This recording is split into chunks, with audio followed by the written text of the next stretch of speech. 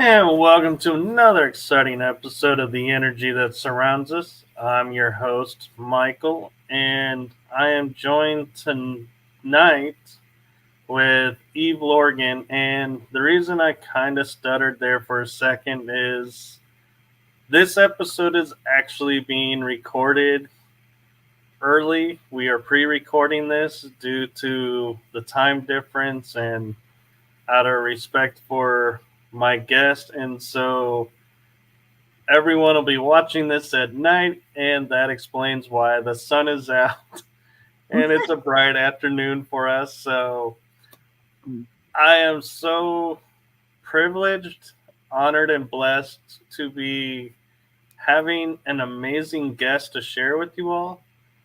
And I am so privileged to introduce Eve Lorgen. Thank you. Thank you for having me on your show today, Michael. It's a pleasure. Well, thank you for agreeing to come on. And for those of you who may not be familiar with her, she is a 25-year counselor, hypnotherapist professional, and I'm going to ask about this, an anomalous trauma researcher. What is that? Yeah, it's a kind of a hard word to say. I actually heard the term originally used probably in the early 90s by Rima Lebo, who is I know she's a professional, I think, psychiatrist from New York. And I had gone to a conference years ago where the topic of her conference was experienced anomalous trauma or treatment, and yeah, whatever it was, but that was the term she used, and that kind of fit with many people who are having out of the ordinary experiences that can be traumatic. And most of the research that I was doing, I wanted to investigate not just the UFO phenomenon in general, but people who are having ongoing experiences of contact, and especially abductions and things that was related to that phenomena, and the paranormal things that kind of sprung from being experiencers of that experience. And then it really expanded into understanding complex trauma, post-traumatic stress, and ritual abuse, MK Ultra, and all the things that kind of go along with what we're even now hearing a lot about, not just within the, people don't really call it alien abduction these days. They consider it alien contact or visitation or experiences, but it is what it is, and it can be traumatic. So a lot of people even having things like what's being described with what they're calling the secret space program, which is really kind of like the early days of Montauk Project, MK Ultra related anomalous things that involved otherworldly kinds of experiences or time travel kinds of things. So I've been in contact with many people over the years, and some of them were interviews I did in the early days, where I did written interviews before we even did videos, and met people at conferences and counseled people and did some regressions and research in the early days, especially with the late Dr. Karla Turner's work and my mentor, Barbara Bartholic. So they kind of just all got launched really when I started a group in San Diego County for abductions, where we just meet for like a monthly or every other month support group kind of thing. And then we got to meeting a local group and meeting each other at different places and just talking about experiences. And then come to learn that there was a lot more things probably going on when we just started sharing personally with one another, even anecdotal things in our lives turned out to be, in common with other people that we didn't even think was really kind of related to the whole experience. So that really started a lot more research that ended up with the discovery of, in alien abductions, like the classical experiences and research was really like the late Bud Hopkins and John Mack and goodness gracious, so many really good researchers over the years, Whitley Strieber and Betty Andres and Raymond Fowler. He had some really good work. So those early days, they tried to keep the abduction phenomena within, cars being stopped mid-road and the medical things that might have happened, missing time, physical evidence, where it seemed to be an event that was kind of opportunistic for someone by these, quote, aliens. But in reality, most of the people having experiences have had them all their life, and they may be just bedroom encounters or encounters wherever they're at, mostly at night, but sometimes they're broad daylight. And they may or may not include missing time or have a physical quality to it, but they certainly have had them all their lives as if they're in some kind of long-term study or project by whoever these aliens are, or the humans working behind or with them. So that really opened a can of worms back in the day, and even now, there's I think there's a drive towards trying to discredit or devalue testimonies where people are having experiences where there's human and alien working in conjunction with one another, sometimes in underground bases or off-world or in secret locations, where there appears to be some kind of agreement having been made for a long time. So that can get a little bit scary for some people. Right, and I can understand that. And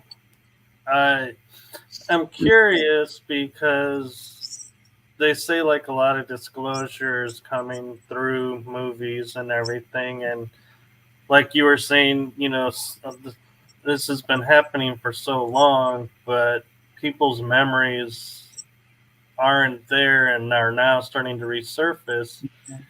And I'm wondering if, like, and I'm going to relate it to a movie, the Men in Black movie, with the device where they click and it wipes the memory, and how it doesn't work on some and does work on others. Yes. Do you think that is, and I'm not meaning the device is real, but that technology is real, and that's how they've been able to get away with it for so long? Yeah, I mean, there's probably a technology in terms of how they understand our brain and our memories. But I just kind of I remember a case, actually a woman who had unusual alien encounters named K.T. Frankovich. And this was probably back in the 90s. And she came to my attention through Daryl Sims, who is an abduction researcher for many years. And what was interesting about K.T. Frankovich, she not only survived Hurricane Andrew, and I think that was after her, quote, Lime Grove encounters in South Dade, Florida, where she lived, or in that area, southern Florida. But the encounters that she had, it was broad daylight, at least one of them. She had many, actually, probably abductions as well throughout her life. But what was interesting is in one of her experiences, she called it the Lime Grove encounters, and I believe she wrote a book about it. But because she was a professional videographer, an animal videographer, and she was naturally also very psychic. She had done that for a living or helping police departments anyway. So she was very astute in her awareness, and I think unique in her perceptual awareness.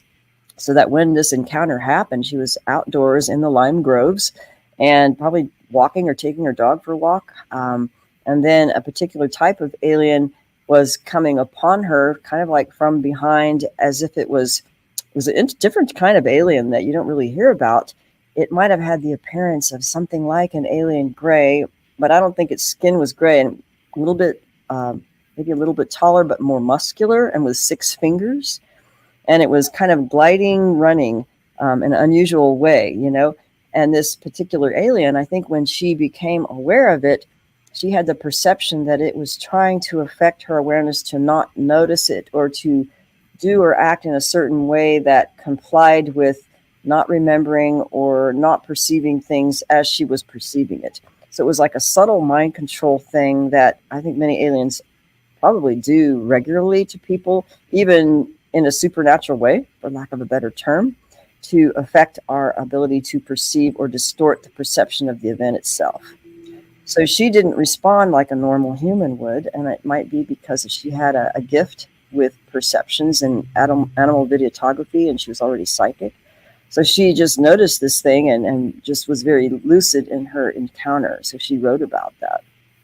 So in, I think, some people's cases, and it's really, I think, what we learn from people who are a little more lucid, because I think, just imagine how many people are actually being taken and don't remember a thing. Or if they do remember it, maybe it's only what the aliens want them to, or just bits and pieces. So you maybe only get a part of what's going on instead of the whole ball of wax or the unusual things that, let's say, the lucid ones remember. So that really got me into investigating how can we become more lucid in our experiences, and learning lucid dreaming and meditation, and actually doing prayer to offset any malevolent kinds of paranormal activity that indicate demonic presences. So I believe that being lucid helped us become more aware of the more subtle ways that they're interacting with us, that may be not just in the abduction event with a medical kind of thing or whatever they're doing, but in between, and how they're really monitoring and interacting with us in some other way. So, in fact, that was true. And so I learned a lot from Barbara Bartholic, and also my investigative work with James Bartley in San Diego, where we did a lot of things together and met a lot of people along the way, and just got to talking to a lot of people who remembered more than the average, quote, abductee. And so that was really interesting. And I'm kind of curious because, like we're saying, mind is a powerful thing. And I'm wondering if they allowed some of them to, remember things, because here we've been programmed through TV, media, society that if you have an alien encounter, you're going to be mocked. So don't say anything. Right. And so I'm wondering if they never anticipated, like, people like you and others who formed groups and allowed them to safely and feeling, protected, sharing their stories, realizing, whoa, wait a minute, you had a similar experience to me. Maybe I'm not so crazy. And that kind of backfired on them because they never anticipated the group coming together. Yeah, I think so, in the early days at least. And now people are probably doing more sharing online and like Zoom groups, or when they can get together at conferences or meet each other over a longer period of time. I think it's helpful to study people over 20 something years, if it's even possible, and to just notice the trends in their lives and their families and the relationships, and if their experiences continue into late when they're older, and if they effort to make them stop by changing their relationship with the aliens. So and the medical things tend to really come out a lot, especially with the milabs, but also just the garden variety abductee who might be used for the hybrid breeding program, or where they take the eggs or the sperm and they end up on the craft where they see the babies, or they're being interacted with in such a way that a lot of times there's health and medical things that they do. So some of them end up having health problems later, like gynecological things where there's a lot of scarring on the ovaries, for example, things like that. I mean, in the Love Bite, I interviewed someone who, it wasn't just a case history. Maybe I should go back, because the books that I wrote, in fact, it wasn't just about alien abduction. What I did was picked out something that I thought was really important that people weren't really talking about, and it was a bit of a taboo to talk about, and certainly not considered scientific. But it was about how many people who were, having ongoing alien or milab experiences, were having these setups with love relationship kinds of things, where they were on the craft or in their abduction kind of environment, where they're being set up or bonded with another person, sometimes over time since they were a kid, or sometimes it's more like just a few months when they're adult, where they bonded together and then they meet in real life and then have a really powerful connection that's beyond beyond a regular romantic attraction or even a friendship. And it could be like a soul connection. So that's what we called the alien love bite in the beginning, where it would be the romantic thing, and it would actually result in a love obsession with one or both. And then there would be a dynamic that played out over time, when there would be a lot of drama during the love obsession, when the juices are flowing and there's just this powerful synchronistic magical connection that might feel like a soulmate, and with the telepathic soul, almost your souls are merged kind of sensation, and empathic, remote viewing each other, what you're feeling and seeing. I mean, it's really beyond anything that you might have experienced, even if you thought you knew what love was. And that caused a lot of people distress if they were married to another partner and then they're being set up with another abductee across the country in these like experiences, and then having like dramatic love obsessions. And so that's what was happening to several people in my group all at the same time. But luckily, because I knew Barbara Bartholic, who was really she was the major researcher and hypnotherapist who had done the regressions for the late Dr. Karla Turner and many of the abductees that were in Karla Turner's books, as well as just others that she worked with. So she had just a special ability to find out deep layers of like the screen memories and finding out kind of the underbelly of some of these more nefarious things, or even just the weird, unusual things that other researchers really weren't mentioning. Maybe they weren't statistically significant or reported enough to be considered, the norm or something for abductions. So Barbie, knew about she called it the alien orchestrated, the drama of the love obsession, and the alien orchestrated dramas of love obsessions, where they would put people together. And that just created this whole spiral sometimes of, let's say, someone becoming obsessed and having these complete soulmate kinds of connections. And then one person literally being switched off as if like a plug was literally unplugged. And then they were psychically switched off from the other person who's still in love with them and feeling very connected. And then it leaves the other one pining away in unrequited love. And then during that whole drama, there's all kinds of things that would occur when those people were having experiences. And then the aliens, when they would come more often to basically check up on, or basically milking this emotional harvesting kinds of experience. So that's what, if I just show the book, this is the first one that I wrote over 20 years ago now. But this was the first one where at least 10 couples plus interviews with many others and discussions about the different varieties of what happens in different love relationships when they're being set up and the whole drama. So that involved a lot, just meeting the people. And many of them were milabs, where there was a human military or human group. Sometimes we call them the medical or the lab coat people. They would see in their experiences. And they were often involved within a love bite context, but maybe working with aliens that seem to be, all together in this underground base kind of thing. So that's what it got it started. And that, I think, created a big, taboo in the abduction community, or the, quote, ET contact.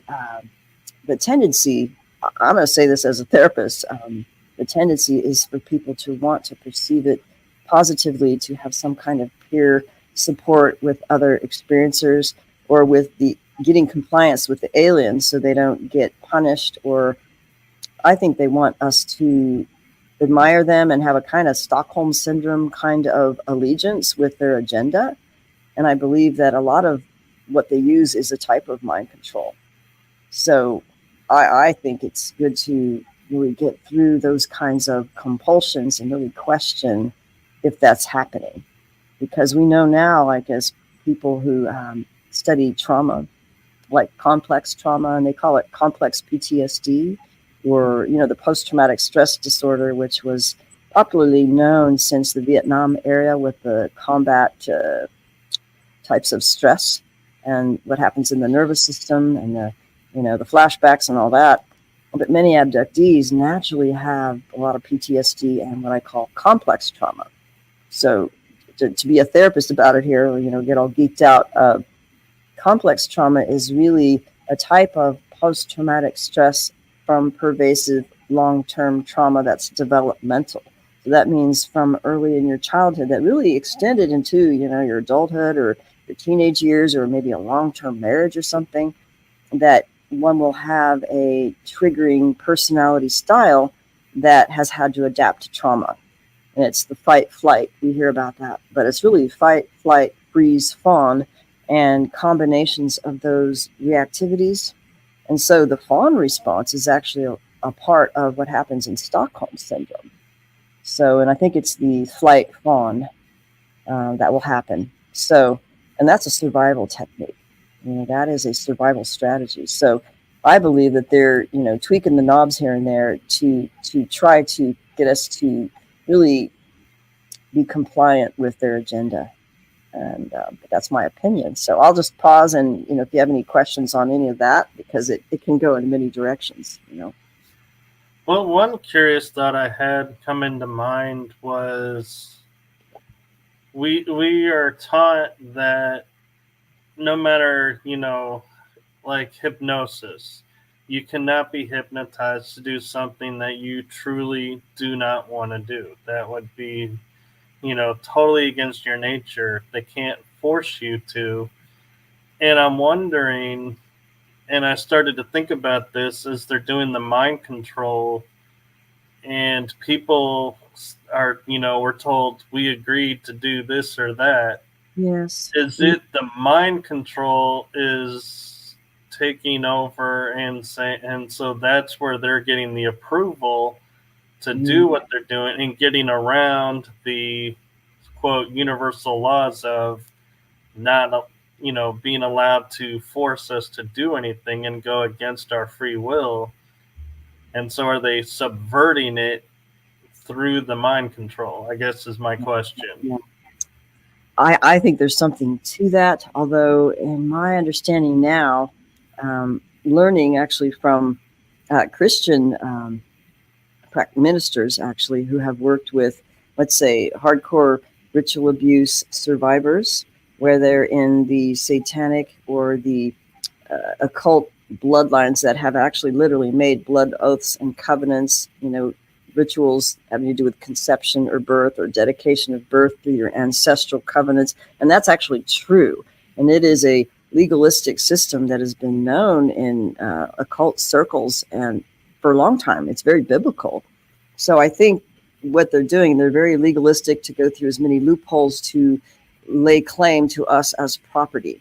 And I think that's what's happened with the aliens. At least, we hear, I mean, this could be hearsay, but the whole, I think they called it the Grenada Treaty back in, I don't know if it was Eisenhower's term.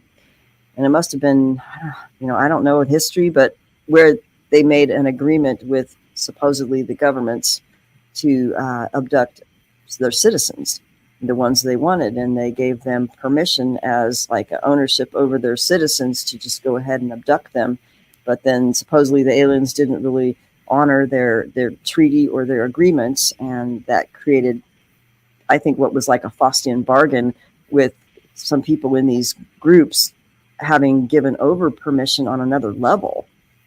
But with people who know ministry and that kind of thing, they will say that, yes, a lot of these things are through the ancestral agreements, so that when you come into incarnation in a particular family or bloodline, you're under those oaths and agreements until you decide personally to change that and to cut off those contracts through the power of Jesus Christ, which is the most powerful over like the highest dark forces that I have found, actually.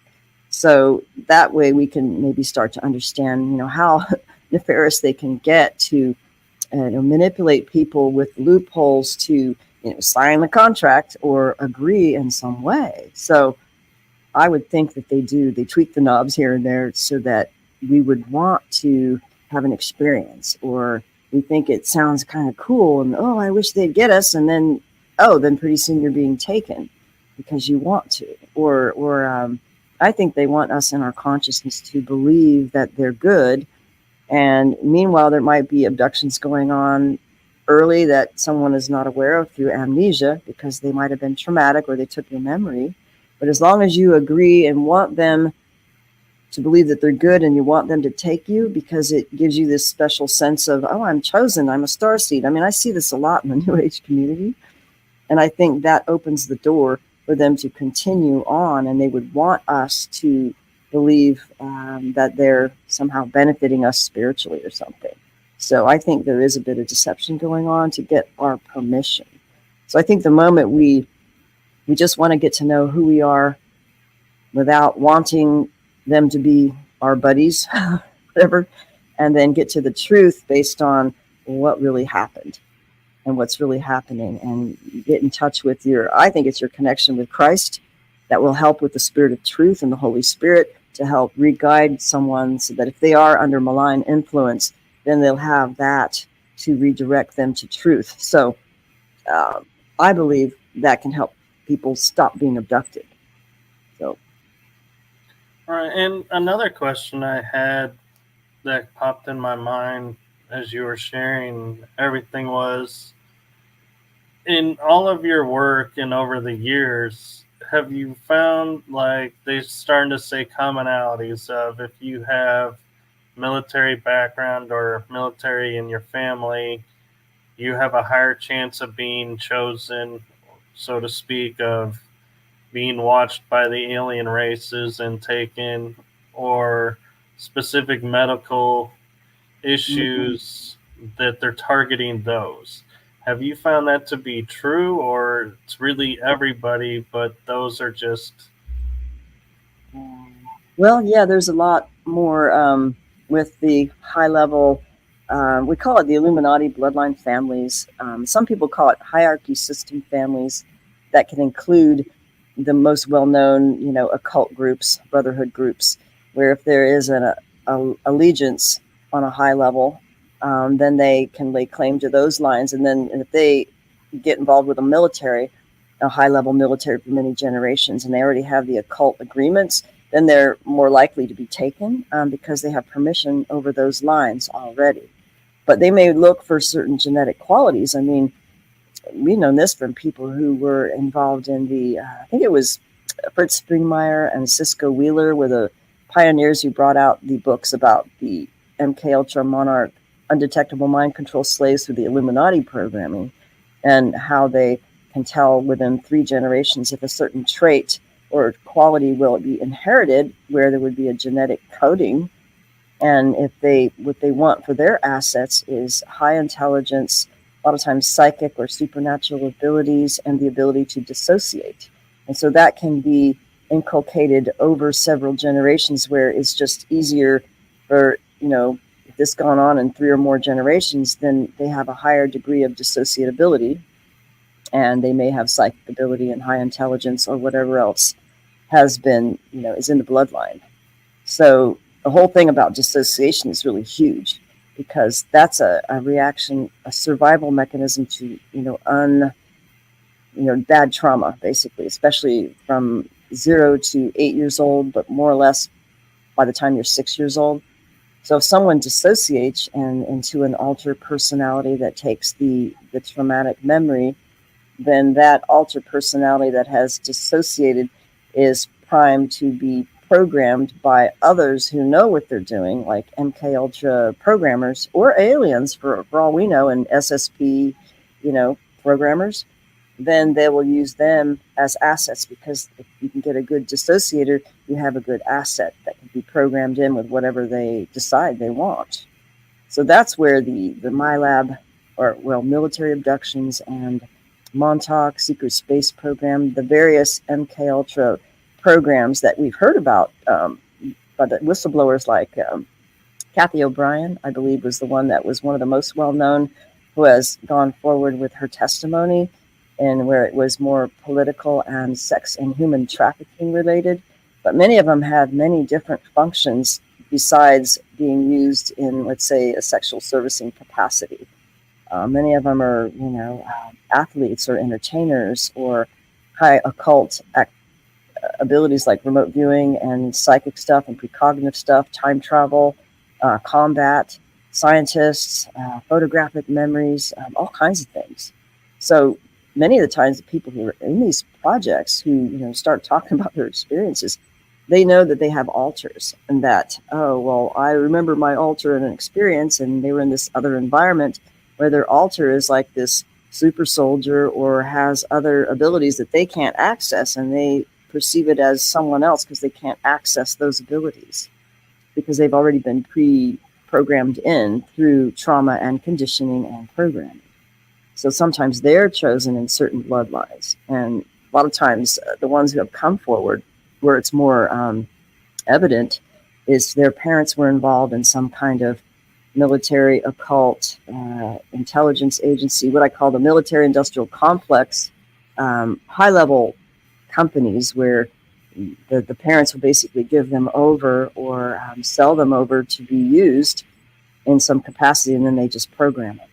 So that's the sad part, because I think that's uncomfortable to consider, that people are being, human rights abuses, absolutely, from childhood. They're weaponizing children from a young age, completely torturing and abusing and sexually abusing them.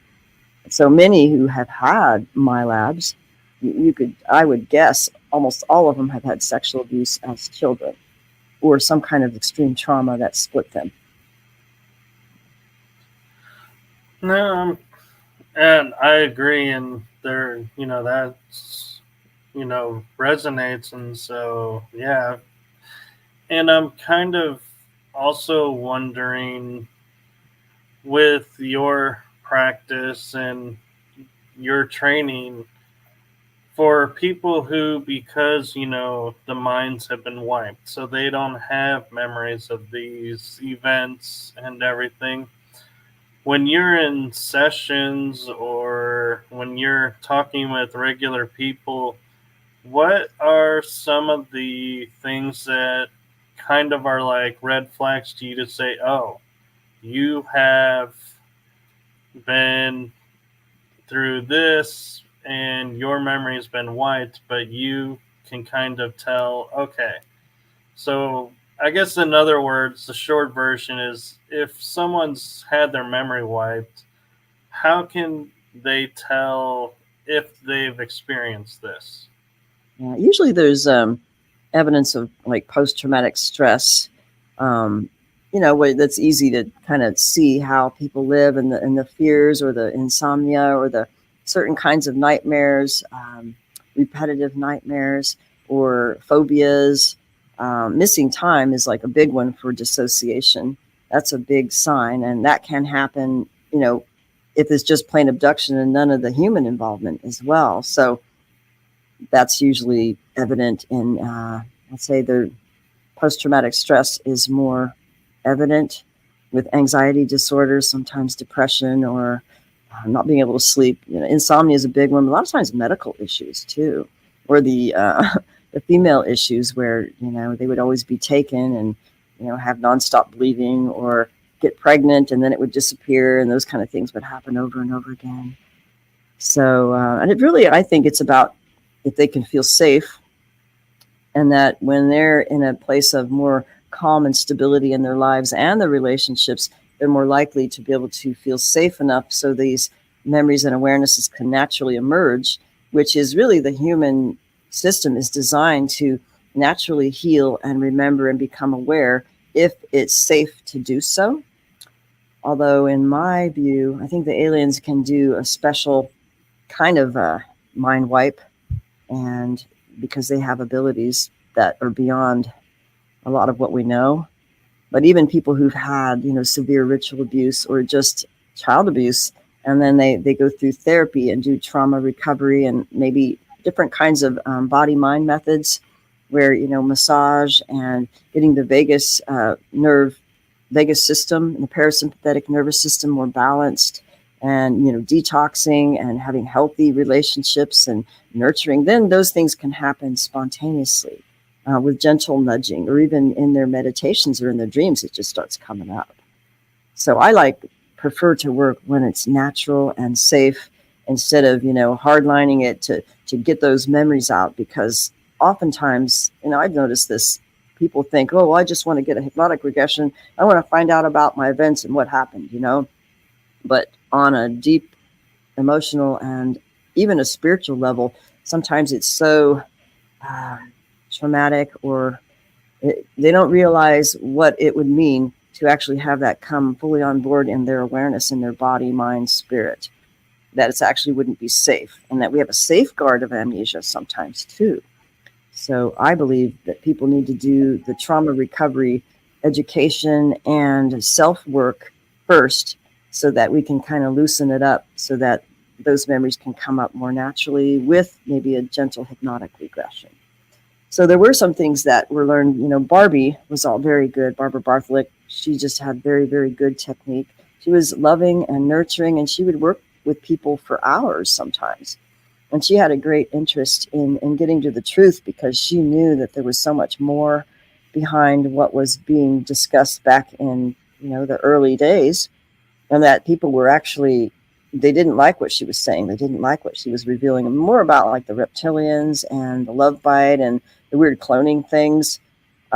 People just like, well, no, that's just horrific. There's no bad aliens, and there would be this good bad kind of conflict going on in the different circles. So that's part of a Hegelian dialectic of a control system, because really the truth comes out regardless of what you want to believe. If it's safe just to discuss what you remember, and you can do the trauma recovery and just be honest about it instead of what you want to believe, then things will emerge naturally where you can start making connections and giving evidence to that this has happened more than 1, 2, 3, 4 people.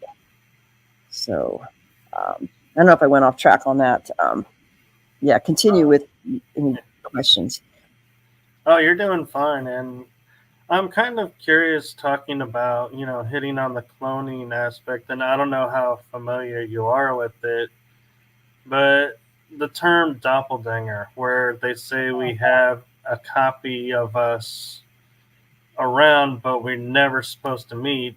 I'm wondering now if that's real and if that's a script of so they can keep using us without us being aware of, because if we saw ourselves, we would start to question, well, where did you come from? Because I'm not a twin.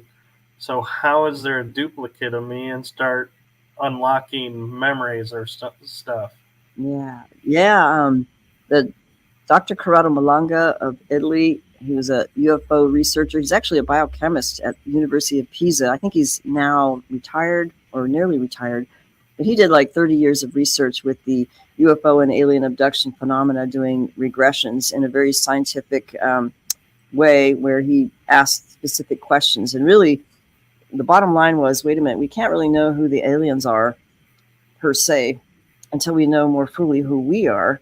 So really, he got down to, if we can understand ourselves from the triad of consciousness, we are human beings in a body that the aliens call containers. But we have a triad of consciousness that is the mind. He called it the mind, spirit, soul in Italian, where the most important that has power is what he called the anima, which would be the quality of our beingness that can exist in the all now, past, present, and future, with a kind of expanded, awareness, and have willpower that is more powerful to affect things on the body avatar level and in the world and against the aliens. So that the aliens, he found that what they did, and even within 6 days, by the way, so the abductions, most people think, oh, the first one I remember, I might have been 6 or whatever. But really, if you are an experiencer for life, they get you within 6 days. So you're already chosen, by birth, sometimes before birth, and so they can get you within 6 days. So we had this whole hypothesis about what they do with our consciousness. And so, let's say in a regular person who isn't traumatized, we would have a coherent connection between our mind, spirit, and soul, and a coherent connection of communication in the body. Let's say a non-dissociated state or an integrated state where the original essence can be more in connection. But in abductees, it was set off a bit, where it was as if the aliens could insert themselves between the mind and the spirit, or the spirit and the soul, or in the brain, so that we didn't have a direct connect of communication with our eternal spirit that's being used as a battery. So he would design these hypnotic regressions that he called mental simulations. There was several of them that he used. One of them was a color test. It's kind of complicated, but I believe that if it can be adapted to a process of connection with eternal spirit, taking into consideration dissociation, then we can connect to our power and the power of God, really, that we're connected to basically kick out the alien parasite consciousness that inserts itself in us to live through us as a host, and using our spirit as a battery, kind of like the Matrix, right? In the movie. So that's what he found that they were doing, and that their essence, the most of them that were doing, let's say, the abductions that didn't seem to care about our freedom. And there was different ones that he created this whole thing of a hierarchy based on the ones that were perceived as corporeal, that had a body, and those who were incorporeal, that only functioned maybe in a type of bidimensional shadow form, or maybe a light astral incorporeal form, but could take on a body. So basically we can kick them out of hijacking our consciousness. So they can hijack what we believe and what we think and what we feel if we're not in connection with our eternal spirit, because our eternal spirit will know, once we would connect with it, that, oh, there's an invader in our system that wants to, hijack our energy and live its conscious will through us and take away our own will. So that's really, really important. This goes back to what you were talking about earlier. Well, can they manipulate us to give them permission, some legal permission to do what they're doing and to take us? So that's what I think was significant, and was often his work was overlooked really by a lot of the Western world and the English speaking world.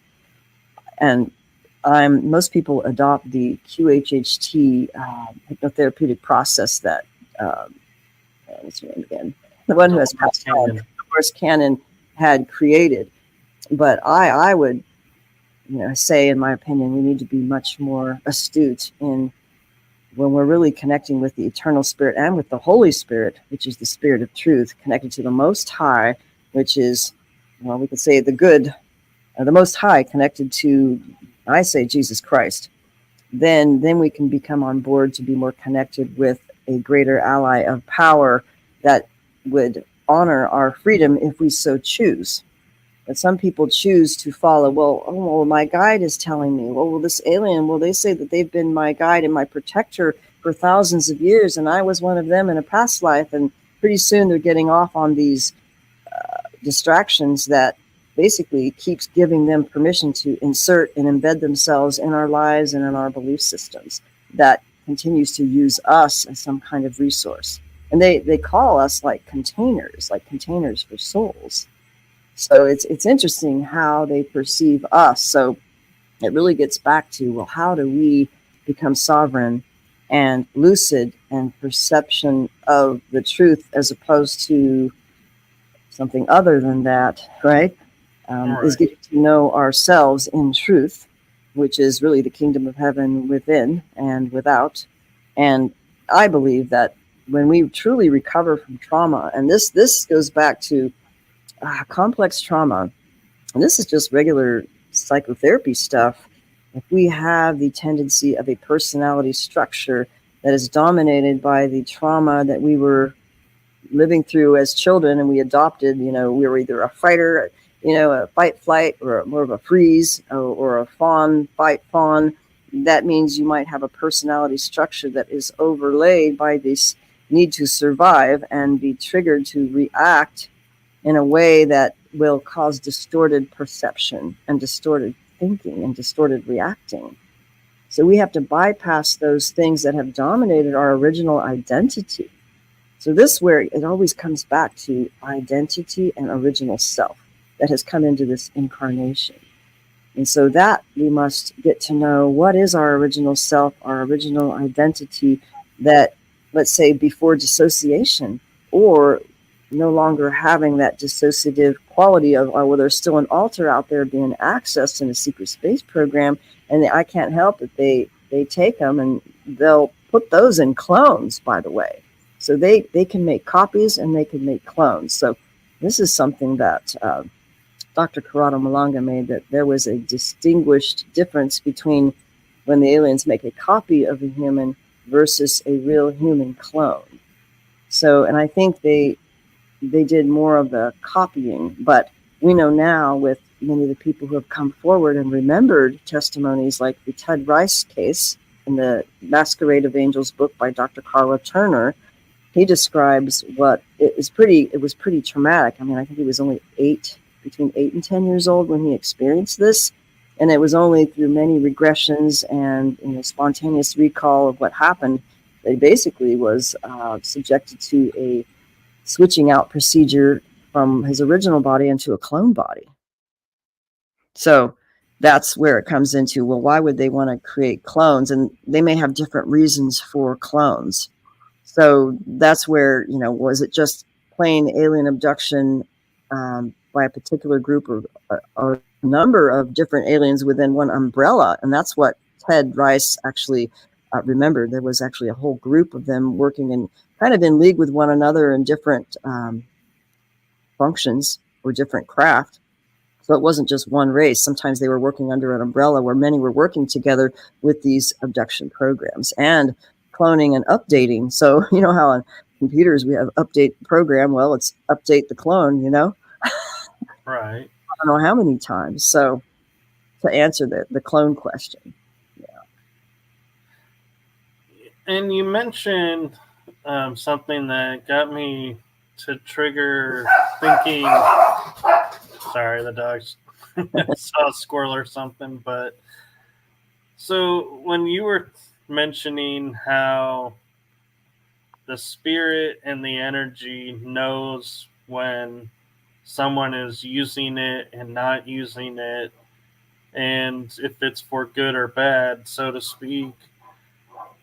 I grew up with metaphysics, and one of the terms that, when you were mentioning that, caught my attention was we had a term called cutting cords, Oh, okay. where Yeah. something is siphoning your energy, and if it's draining and it's not beneficial, you cut the cord and sever those ties.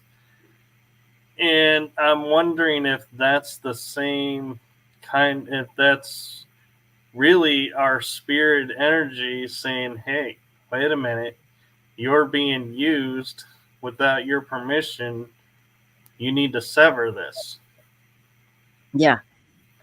That could be. Sometimes it happens naturally in spontaneous. I've had that happen and known others where it spontaneously, that's what was shown to them in their realization, where once their spirit was on board, then cords would be zapped and cut and fried, and that does happen. And sometimes that's how people perceive things in different ways. When there is a cord, whenever there's a covenant or a connection made with another person, sometimes those exist naturally. In fact, it was the late remote viewer Ingo Swann wrote a book called Psychic Sexuality. And it was actually a really good book about his perceptions of the energetic connections between people, sometimes on a sexual level where, people were meeting at bars or whatever, and there would be, the sexual attraction, and he would see these like tendrils like flying out and connecting like, octopus, whatever.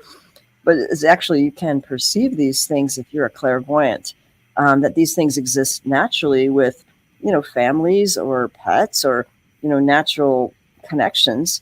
And so they're not all bad per se. But I think that there's connections that exist if we've made any kind of agreements. Sometimes we don't know, where there's a claim of property on our bloodline through blood oath covenants with occult.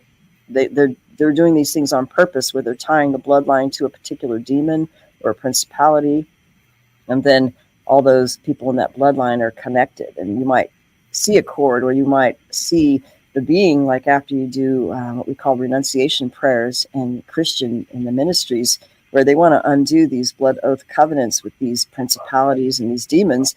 And then you can have spontaneous perception in dreams, or even in your third eye or whatever, where you actually see these things being cut off, right? And where you may see a representation of the demon or the ancestor that created that in your bloodline. So there's all kinds of therapeutic things that people can experience in a very unique way, where going through, let's say, take people through a guided, I call it like a guided hypnotherapy. You don't necessarily put them under in a deep trance. You really assess, what's coming up for them, that you allow them to remember and discover their own truth through gentle guidance. And that, I think that helps a lot. As far as the spirit, this is interesting. I mean, this might get too geeky for you, but what I've learned is that many people who have these experiences, they're natural dissociators. And they may have all their whole life and they just didn't know it, right? depending on their family system and how they were raised or abused, they may have natural dissociation, which occurs, very early in life. So what can happen is they'll have an alter part of them that's existing maybe in the back of their brain or in another dimensional reality or in the astral plane that is only aware when it gets triggered. And so sometimes they stay that age, like a 3-year-old or something. So when you do like a guided session, we want to connect with, if you can connect to the earliest parts that have dissociated first, you can do a more faster integration and healing, but you must address them and treat them like the children or the babies or the teenagers that they are, and get them to, connect with you so they're safe enough to tell the truth about the experience, to re-merge and integrate so that they can come back on board with the spirit. So your spirit is actually, this is what's unfortunate. I think Dr. Corrado Malanga knew this, but maybe he didn't know how the extent of dissociation that people really have when they've had these long-term experiences for many generations, that it kind of, our spirit will stay a little bit disconnected because it's not safe to be here. If you have a lot of trauma and survival, war after generation, it's not safe to be here. So there's a natural dissociation from the original spirit that's connected to God, so to speak. So we want to be able to connect to that power. But with dissociation, you're kind of disconnected from it. So we have to connect to the trauma parts that are still holding the feelings and the memories of early trauma experiences. And then once we could safely connect with them, just like, connecting with the child and getting them to know that it's okay for them to talk and be seen. So it's something like talking to children. You can't speak to them like an adult, even in let's say a guided session. We have to work with them as if they're children who are still like stuck in that time and space and that trauma. And then once we get to that part, then you could start connecting with the spirit once you integrate more and more parts of the person. So that's why I think it's not so easy really to regain power and sovereignty on a spiritual level independently of Christ, independently of Jesus Christ. And I think that's why it's helpful when we do prayers to the Most High to help in a healing process. Otherwise, you might be, working against the wind a long time. Yeah. Right, and that makes sense. And I'm kind of curious. I know we're approaching the end of the hour, but something popped in my head, and I'm curious your take on is I've noticed in talking with some of the program people and others that one of the side effects of it is like, we have awareness of abilities, we have healing factor that seems somewhat faster than others. Do you think that that's possible because we're integrating the alters in a more natural way and the body just is retaining memory, and it's a side effect of them, like we were saying earlier, upgrading so that they're aware of the new consciousness, and so parts of what they're learning is bleeding back and becoming blended into our current? Yeah, because they may have parts that are that have been trained, conditioned to have abilities like remote viewing and precognitive stuff and time travel, and then they may have that alter do that a lot, so that you can have a bleed through of those abilities in your regular host personality, as they call it, or your primary identity. So you can, and I think that they train us, in these alter environments where they're working sometimes with the alters, but some people are aware when they're being taken that they're training them to do things, and that in these other environments they have more abilities like levitation or bilocation or psychic, combat and all kinds of things. So it seems like in the other environments they can have more heightened abilities. And some people that I've interviewed, like over the years, there was a man named Michael Kopf, And I think it was one of the early ones who talked about the Mars Defense Force before even Randy Kramer came out to talk about this, the Mars, when there's a lot of people on Mars and the different programs. And that in his training as a military, I think they got him later, but it was like split brain training and with drugs, and that certain drugs, like many of the people who took these drugs that would heighten supernatural and psychic abilities, that some people it worked great on if they trained them gradually into this with this split brain. Whatever, they did a lot of extra training in sometimes the alter personality, but sometimes with drugs and hypnoprogramming. But sometimes those same drugs could kill or injure others in the process. So, but it's as if, in the other environment, they might have more heightened abilities, but in the regular environment here, you may not have access to everything they're doing to actually heighten those abilities. So I think it really depends on the person, Okay. Yeah. Well, we've come to the end of the hour, so where can people find your books and you if they have questions? Okay, well, my website is evelorgen.com. I'm on Telegram, an Alien Love Bite Telegram group. My email is elorgen@gmail.com. I also have a Twitter account, and Amazon has both my books. I have hard copies myself. If you want to get them directly through me, you can through my website. So, and then I do sessions with people also through Zoom, and I've done that for years. So, one last question to wrap this up is, and it's something I like to do and I don't always get a chance to do, is with your work and your personal experiences, what is a golden nugget that you would love to leave the listeners with? Well, yeah, I believe that we do have sovereignty if we really seek to know the truth in all our heart, all our mind, all our soul, and that it is about healing and trauma and integrating and recovery of original self. And it really is about, like, the more I learn about dissociation and trauma, which is a natural reaction to many of these experiences, the more our healing and power comes from restoration of our original and real identity. It's actually our eternal spirit identity that came into this body. So if we can retrieve and integrate our original self and our real identity, as opposed to something that's hijacked or told to us that we need to do or be, and that's important, because trauma recovery will, when we do this, we will correctly identify our original identity. And so that's where our power returns, to not have to be under someone else's program to be accessed. So that means our freedom is dependent on restoration of original and true identity. So that's a big one there, but yeah. Yes.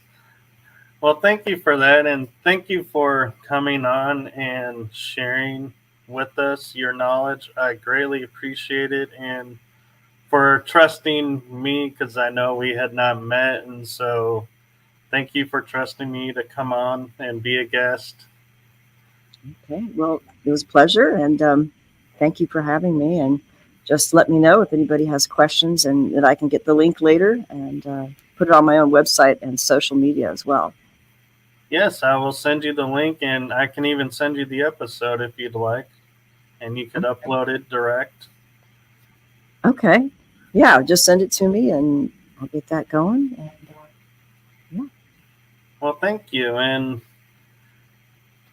to everyone who's watching this, wherever you are in the world, make it a lovely day, lovely evening, afternoon. Treat yourself as you are, your unique self. Don't let others tell you who you are. Be yourself. Be authentic. Live in integrity. And as Eve pointed out, find your true self. Don't follow others. Follow what resonates with you. Thank you all, and thank you, Eve. Good night, everyone. Yeah.